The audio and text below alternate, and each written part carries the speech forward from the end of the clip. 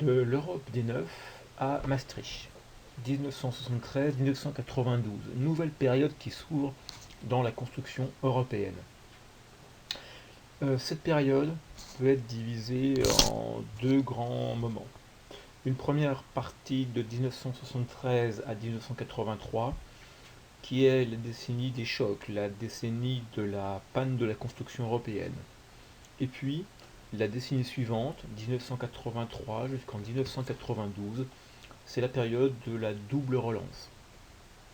Alors commençons tout d'abord par cette Europe en panne, décennie 73-83.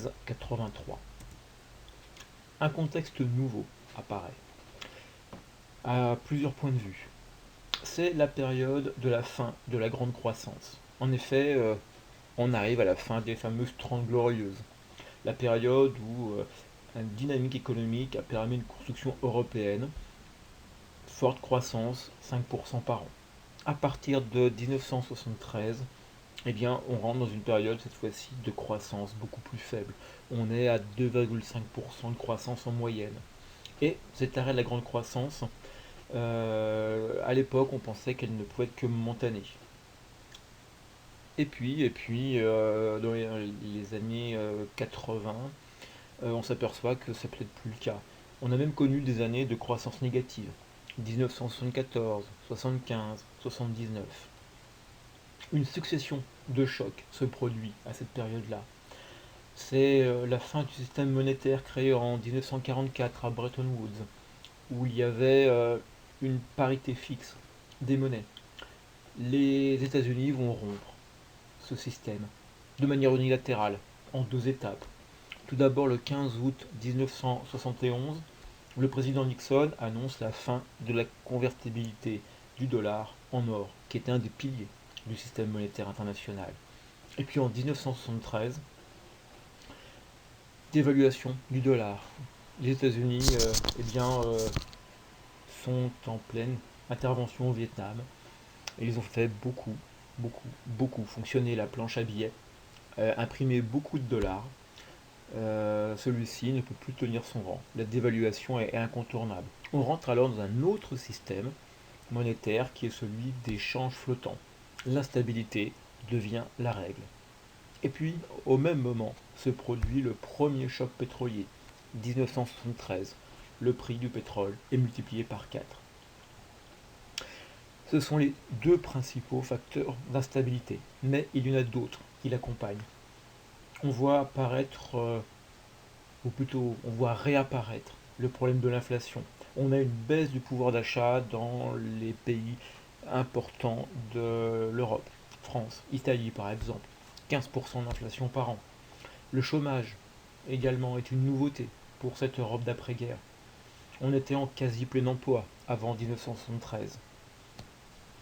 Après 1973, eh bien, on oscille de 3% de chômage.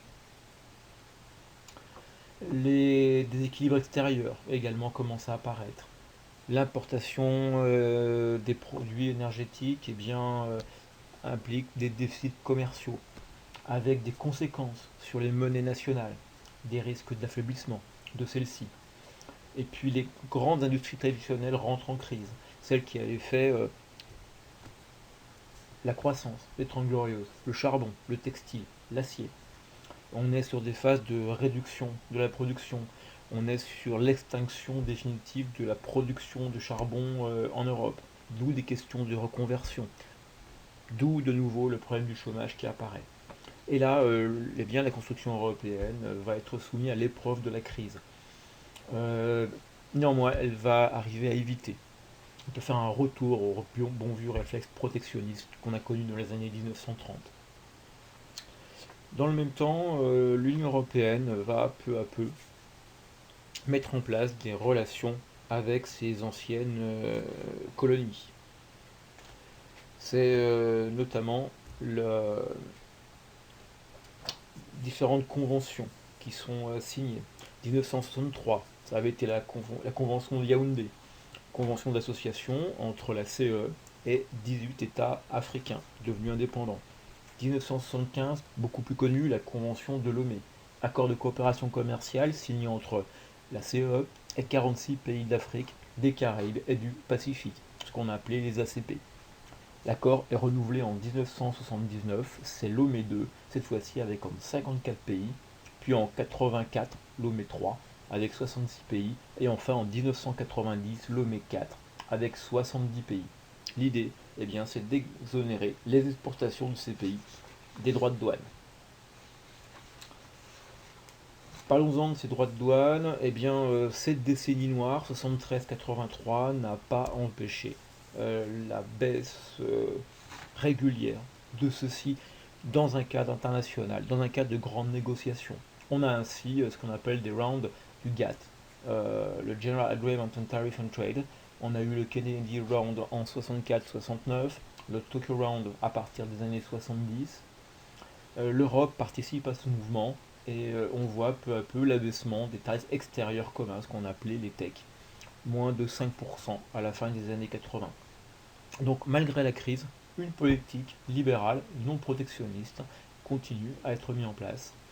Et ce qui va constituer à partir de cette période-là les principaux obstacles à la circulation des marchandises, eh bien, ce sont des obstacles qu'on appelle non tarifaires. Des normes techniques, des politiques de soutien à l'agriculture, des subventions par exemple européennes ou américaines. Devant ce nouveau contexte, euh, les États européens sentent qu'il est absolument nécessaire de développer une solidarité monétaire. Et ça va être dans un premier temps la mise en place qu'on a appelé le serpent monétaire européen de 1972 à 1978. Le but étant de mettre en place un dispositif qui permet de limiter les fluctuations des taux de change entre les pays membres de la CEE. Ces fluctuations, en effet, pouvaient fortement rendre problématiques les échanges. Le fonctionnement, c'est qu'on va créer en fait une moyenne des monnaies européennes en fonction du poids relatif de chaque pays. On met en place ce qu'on appelle un panier de monnaie. Et on va accepter une marge extrême de fluctuation de plus ou moins 2,25% entre les monnaies. Ce système monétaire européen va tant bien que mal essayer de fonctionner. On va passer à une autre étape en 1979 en mettant en place un système monétaire européen basé sur un court pivot de référence, une monnaie complètement virtuelle qu'on va appeler l'ECU, l'European Currency Unit. Mais ça ne fonctionne pas forcément très bien. À plusieurs reprises, on a des monnaies qui vont devoir sortir de ce système monétaire européen. Et puis surtout, dernier point de cette Europe en panne, c'est une paralysie institutionnelle qui peu à peu se met en place. Cette paralysie est due à trois principaux facteurs. Tout d'abord, le 1er janvier 1973, on a l'entrée du Royaume-Uni dans l'Europe. Les Anglais, immédiatement, demandent une dérogation à cette fameuse préférence communautaire de la PAC. Le but étant qu'ils puissent continuer à s'approvisionner à l'extérieur du marché commun, notamment auprès de pays du Commonwealth, où ils bénéficient de prix préférentiels, donc notamment auprès de la Nouvelle-Zélande, l'Afrique du Sud, l'Australie. Par ailleurs, très rapidement, les Anglais trouvent qu'ils paient trop par rapport à ce qu'ils reçoivent de l'Europe. Et donc on va être face à une recherche de compromis. Celui-ci sera trouvé au sommet de Dublin en 1975. Ainsi, il est convenu que l'Angleterre récupérera, quoi qu'il arrive, les 2 tiers de la différence entre ce qu'elle paie et ce qu'elle reçoit. Et puis, à partir de 1984, c'est au sommet de Fontainebleau que Margaret Thatcher, Premier ministre, obtiendra une dispense partielle de participation au budget communautaire. Deuxième point de cette stagnation, cette paralysie institutionnelle, c'est une remise en question de la PAC, et ceci pour plusieurs raisons. Le coût de soutien à certaines productions, les principales, le blé, le volaille, le porc par exemple, a des coûts de plus en plus élevés à cause des chocs pétroliers. On a également un changement des équilibres en Europe. On a des pays qui arrivent en Europe et qui n'ont pas intérêt au développement de la politique agricole commune. Et puis enfin, surtout, on voit l'apparition d'une politique régionale. C'est un nouveau plan de la politique européenne, c'est la création de fonds structurels pour aider les régions en retard. Les grands bénéficiaires, c'est l'Italie, avec le Mezzogiorno, l'Irlande, l'Écosse. Et puis on voit également apparaître des programmes européens de politique de développement d'infrastructures, dans les transports, dans les équipements. Troisième raison de cette paralysie, eh bien, il y a des tensions internes qui apparaissent entre la France et certains de ses voisins. De 1980 à 1983, tentative de politique de relance de la part du gouvernement français, tentative du gouvernement de gauche. On tente de faire une relance par la hausse des importations et des dépenses publiques, et ce qui entraîne un déséquilibre des balances commerciales françaises, suivi de 3 dévaluations du franc, 81, 82 et 1983. Et à partir de 83, la France va peu à peu connaître un infléchissement pour revenir à une politique de rigueur, ce qui va augmenter le développement du chômage et les difficultés politiques en France. Deuxième point, c'est les politiques de la monnaie forte menées par la République fédérale d'Allemagne. Le Deutschmark tire les autres monnaies vers le haut. Pour la France, la priorité va être d'avoir un franc fort. Et donc, on a des difficultés, entre autres économiques, qui vont continuer à se développer et à s'exacerber au sein de cette Europe en construction. Deuxième décennie, la décennie de la double relance, 1983-1992. 3 points d'abord, le contexte général et les tentatives de premier déblocage. Eh bien, le contexte général en tout cas dans le monde occidental, est un rejet des politiques keynésiennes. Au contraire, on va avoir aux États-Unis le président Reagan, en Europe, Margaret Thatcher en Grande-Bretagne, qui passe plutôt à une politique de la stabilité de la monnaie et renonce à utiliser des politiques keynésiennes de relance par la demande. On est face à un monde qui va appliquer des théories et des politiques néolibérales. Et puis le grand événement, c'est du côté de l'Est qu'il faut le chercher, c'est la chute du mur de Berlin en novembre 89. Plus largement, des pays qui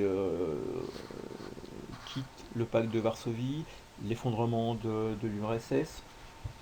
Et donc, le chancelier allemand, Helmut Kohl, va imposer à ses partenaires une réunification allemande qui va être réalisée extrêmement vite. Et la chute du bloc de l'Est va de son côté faire poser la question des frontières de l'Europe.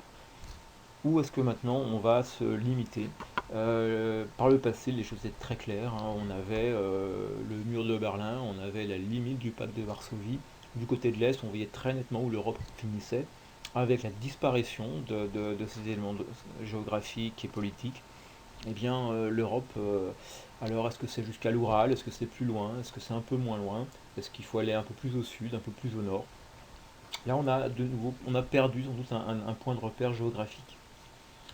Et donc, avec des pays qui, peu à peu, seront candidats pour intégrer cette Europe, naît alors l'idée d'une Europe plus hétérogène, avec plusieurs vitesses, où certains pays pourront participer à certaines institutions, mais éventuellement à d'autres non. C'est le cas par exemple pour ce qui va bientôt arriver, c'est notamment la monnaie unique. Et 4 éléments vont améliorer la situation. C'est également au début des années 80 ce fameux compromis avec l'Angleterre de Fontainebleau qui permet de régler le problème de la contribution anglaise. C'est le tournant de la rigueur en France. 83, la priorité est alors donnée au retour à un équilibre budgétaire, à une politique de monnaie forte. Troisième élément, on a l'arrivée de Jacques Delors à la Commission européenne, qui va pendant 10 ans être un moteur pour celle-ci, pour la construction européenne. Et puis les premiers élargissements vont avoir lieu. C'est la Grèce qui rejoint l'Europe en 1981, l'Espagne et le Portugal en 1986. Et donc là, on a alors un élargissement qui permet la relance.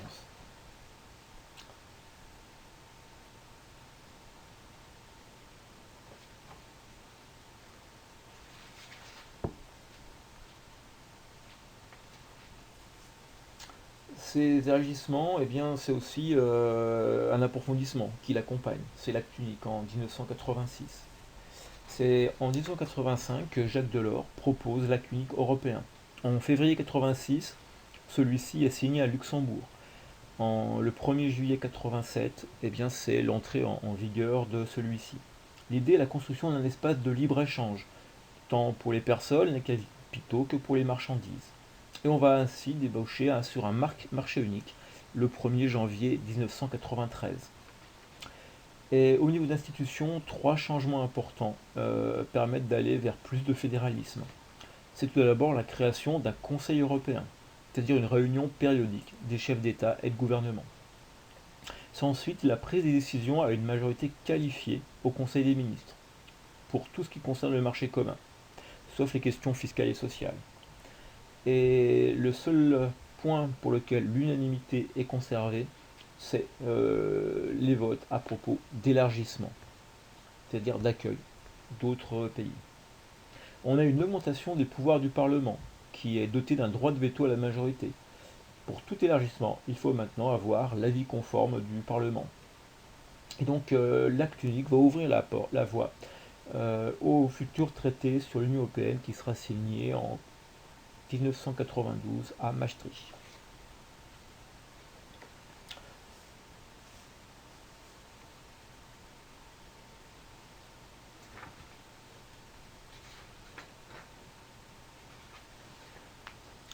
Dans cette optique, eh bien, en juin 85 sont signés également les fameux accords de Schengen entre 5 pays, l'Allemagne, le Benelux et la France. En 90, c'est la Convention de Schengen qui entre en application en 1995. Et cette fois-ci, c'est 15 pays signataires. La France, l'Allemagne, le Benelux, l'Italie, l'Espagne, le Portugal, la Grèce, l'Autriche, le Danemark, la Finlande, la Suède, la Norvège et l'Islande. Le Royaume-Uni et l'Irlande sont les deux seuls pays de l'Union européenne à ne pas avoir rejoint le fameux accord de Schengen. Celui-ci eh bien, correspond à une suppression des contrôles d'identité aux frontières entre les pays signataires. Un territoire alors sans frontières est ainsi créé et qu'on appelle plus communément l'espace Schengen. On entre aussi dans une période donc, de construction européenne à deux vitesses. On imaginera, et ça sera vrai jusqu'à nos jours, qu'on peut avoir un noyau central, plus ou moins les 6 pays historiques, c'est-à-dire du départ de la construction européenne, auxquels peuvent s'agréger des autres pays à des rythmes divers. Et ce qui implique aussi l'idée qu'on peut avoir des intégrations inégales et différentielles. La construction fêtière, c'est en 1992, le traité de Maastricht. La chronologie de celui-ci est la suivante. En juin 1989 naît l'idée présentée par Jacques Delors au Conseil de l'Europe de Madrid d'un projet d'union économique et monétaire. C'est-à-dire l'idée de créer une banque centrale européenne indépendante et surtout de créer une monnaie unique pour les pays ou une partie des pays de cette Union européenne. Et puis en février 1992, c'est cette fois-ci le traité sur l'Union européenne qui est signé à Maastricht par l'ensemble des 12 pays membres de la CDE. Le contenu, eh bien, c'est l'institution de l'Union européenne qui va se substituer au terme de la communauté économique européenne. Et la CE est renommée Communauté européenne tout court. C'est également l'apparition de la PESC, la politique étrangère et de sécurité commune. C'est une coopération policière et judiciaire en matière pénale qui fait son apparition. Et puis surtout, c'est ce grand projet d'UEM, Union économique et monétaire, la création de la Banque Centrale Européenne et de notre monnaie actuelle, l'euro. Trois piliers sont définis par le traité, et c'est sur ceux-ci que repose l'Union Européenne. C'est tout d'abord le premier pilier, les communautés européennes, qui est l'héritière de la CECA, de la CEE et d'Euratom. C'est le pilier supranational relatif aux politiques intégrées. Politique agricole commune, union douanière, marché intérieur, euro, etc. Le deuxième pilier, c'est la fameuse PESC, politique étrangère et de sécurité commune, c'est-à-dire une coopération intergouvernementale en matière d'affaires étrangères et de sécurité. Et puis enfin, le troisième pilier, c'est la CPJP, la coopération policière et judiciaire en matière pénale. Là aussi, on est sur la coopération intergouvernementale. Se pose alors un compromis entre les aspects fédéraux et intergouvernementaux. L'aspect fédéral reste le pilier numéro un, le pilier central, les fameuses communautés européennes. L'approche intergouvernementale, ce sont les deux autres piliers, la PESC et la CPJP. Et puis, dernier élément, qui maintenant est devenu quelque chose pour nous de commun, c'est la consécration du principe de subsidiarité. C'est-à-dire que les décisions qui seront prises au niveau de l'Union européenne, eh bien,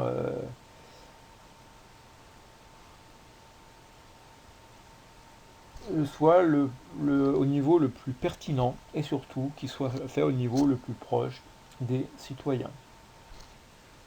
C'est-à-dire que l'Union européenne décidera finalement lorsqu'il y a besoin d'une norme qui s'impose à l'intégralité du système, mais ce qui veut dire aussi que cela peut être très bien fait au niveau, cette fois-ci, des États, voire à des niveaux plus bas encore dans la hiérarchie.